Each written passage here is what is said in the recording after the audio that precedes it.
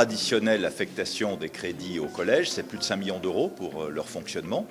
Et nous avons décidé de maintenir les tarifs des cantines scolaires dans les collèges et de l'hébergement afin que les familles ne soient pas en difficulté compte tenu de l'inflation, puisque les prix alimentaires augmentent, les fluides, électricité et chauffage augmentent également, donc le département prend en charge l'inflation pour que le pouvoir d'achat des familles soit maintenu. Par ailleurs, nous avons voté un important rapport pour le logement social, pour développer le parc de logements sociaux en Savoie, parce qu'on sait que beaucoup de familles ont du mal à se loger, même si ce n'est pas strictement dans notre compétence, puisque le logement est une compétence de l'État, il nous semble naturel de pouvoir intervenir en la matière. La satisfaction, c'est surtout de pouvoir pallier à l'emballement des dépenses énergétiques.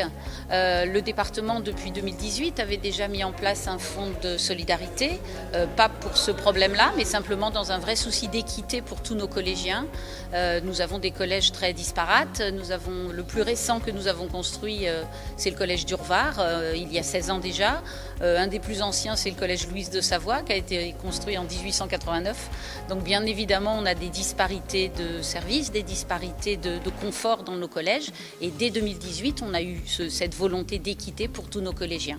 Donc les problèmes énergétiques qui sont survenus en début d'année et les dépenses qui s'envolent ont fait qu'on a décidé de recalculer ce fonds de solidarité, de proposer dans les groupes de travail, et ça a été validé par tous les acteurs de ces groupes de travail, de recalculer ce fonds de solidarité. Et cette année, nous passons donc à 1,4 million d'euros de fonds de solidarité qui va nous permettre, par un système de péréquation, d'aider davantage les collèges en difficulté pour payer leurs dépenses énergétiques. Il y a 2 volets sur ce million.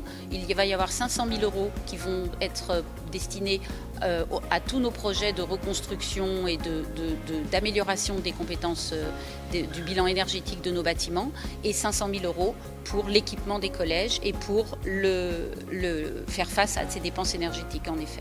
Nous essayons de gérer cela le mieux possible avec nos partenaires de l'éducation nationale, parce que je rappelle que le département s'assure du fonctionnement des collèges, de l'équipement et des murs.